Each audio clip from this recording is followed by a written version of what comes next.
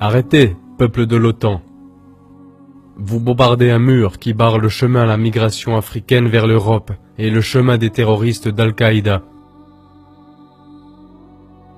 Ce mur, c'était la Libye. Imbécile que vous êtes, vous le détruisez et vous brûlerez en enfer pour les milliers de migrants d'Afrique et pour avoir soutenu Al-Qaïda. C'est ainsi que ce sera, et je ne mens jamais. Et je ne mens pas maintenant non plus.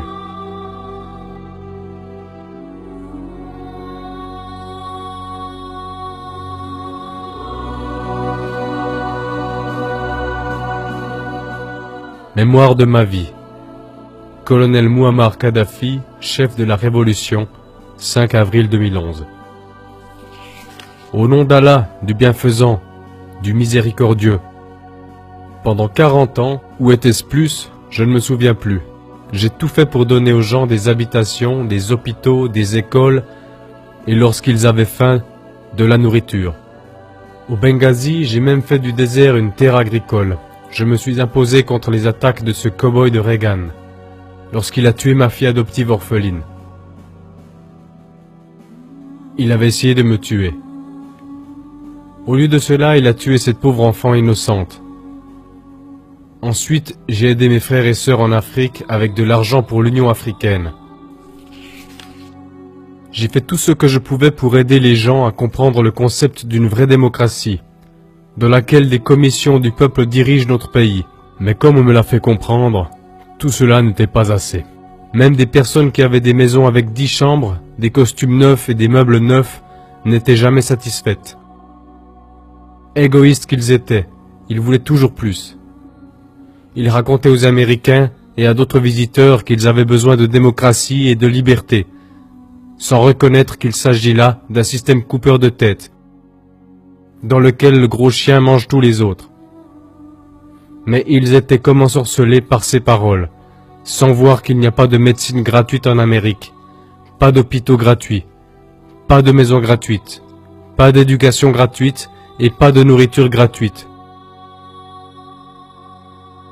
Sans parler des gens qui mendient ou des longues queues pour une assiette de soupe. Non, quoi que j'ai fait, pour certains ce n'était jamais assez.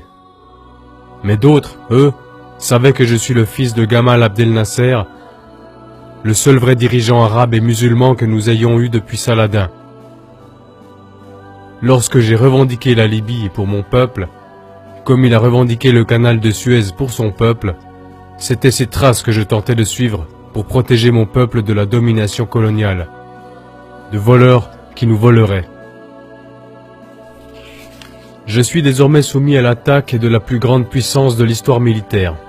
Mon petit-fils africain Obama voudrait me tuer, pour enlever la liberté à notre pays, pour nous enlever nos habitations gratuites, notre médecine gratuite, notre éducation gratuite, notre nourriture gratuite, pour la remplacer par le vol selon le style américain, appelé capitalisme. Mais nous tous, dans le tiers-monde, nous savons ce que cela veut dire. Cela veut dire que les grands trusts dirigent le pays, dirigent le monde, et que les gens souffrent. C'est pourquoi il n'y a pas d'alternative pour moi. Je dois prendre ma place. Et si Allah le souhaite, je mourrai en suivant son chemin, le chemin qui a rendu notre pays riche en terres agricoles, ainsi qu'en nourriture et en bonne santé.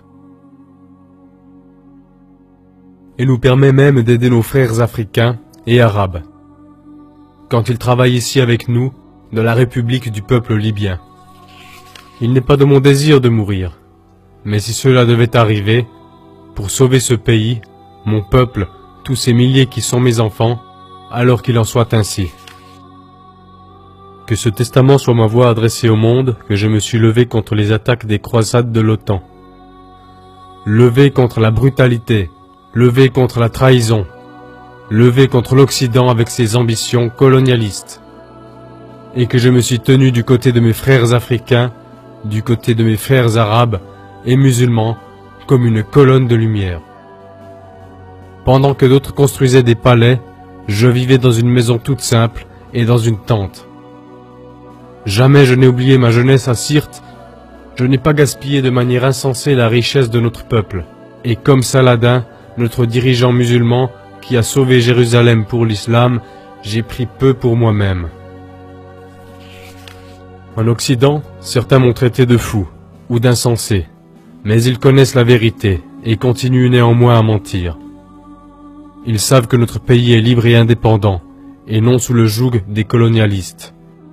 Que ma vision, mon chemin est compréhensible et l'a toujours été, et qu'elle est dans l'intérêt de mon peuple, et que je vais me battre jusqu'au dernier souffle pour nous garder libres. Puisse Allah le Tout-Puissant nous aider à rester croyants et libres. Colonel Mouammar Kadhafi, 5 avril 2011.